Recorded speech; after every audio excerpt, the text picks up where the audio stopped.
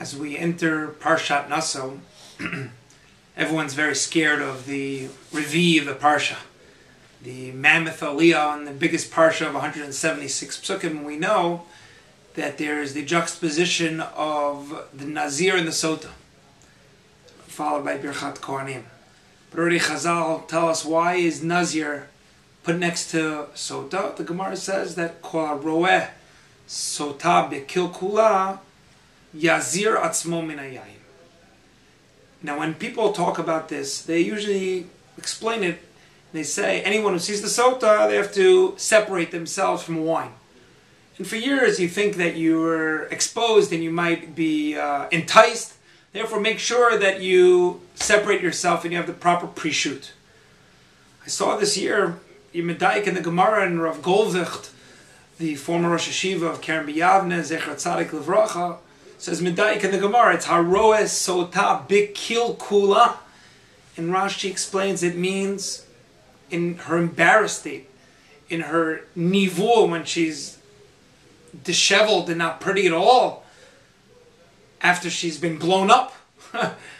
This is when I have to be Yazir Atzmo Min Hayayim. Dafka Bikil Kula. Rav Goldvicht explained based on two very, even seemingly contradictory ideas, but very parallel.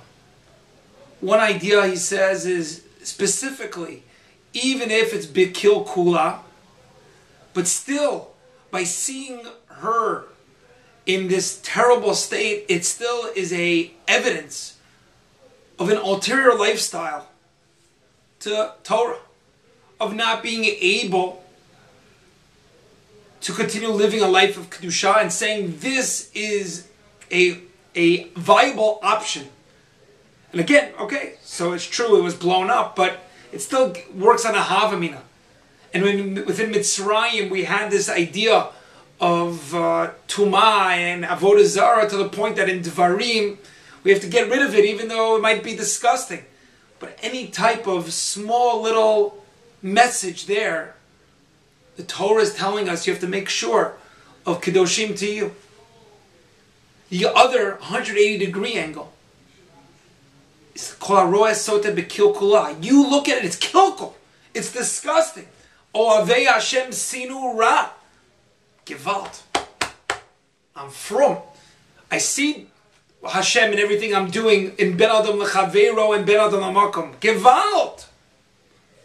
Says the Chazal, Yazir Atzmo Min Hayayim. It's true, you have to be proud of yourself that you're doing the right things. But there's a Hasidic concept that says it's not only called Yitziat Mitzrayim of Tumah, of being able to make sure you're not being held back in the Tumah, but it's also called Yitziat Mitzrayim of Kedusha, of thinking, wow, I did amazing things. I did tremendous chesed for my community. I respected my parents. I'm doing Daf Yomi in Rosh Hashanah. I am not beating on my brother. Great! I am Kadosh. At that point, when you feel great, you should feel good. But the question is, do you stop there? Or do you say, well, Yazir Atzmo Min Hayayim, I have to continue pushing forward? This, I ran tonight in the schut of being right after Yom Yerushalayim, of Shlomo Katz, who told me that that's the word that they say, Vaser Satan milfanenu ume'acharenu.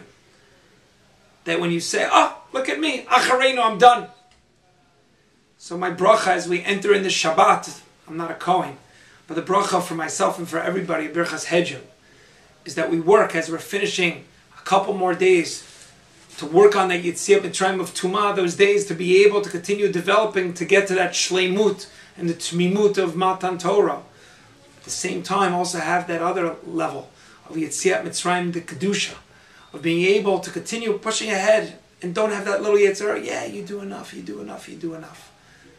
Obviously everyone has to be Makir Mekomo, but being able to really fight that Yetzirah of Kedusha and continue going, Kedoshim to you, as we approach Matan Torah. Shabbat Shalom.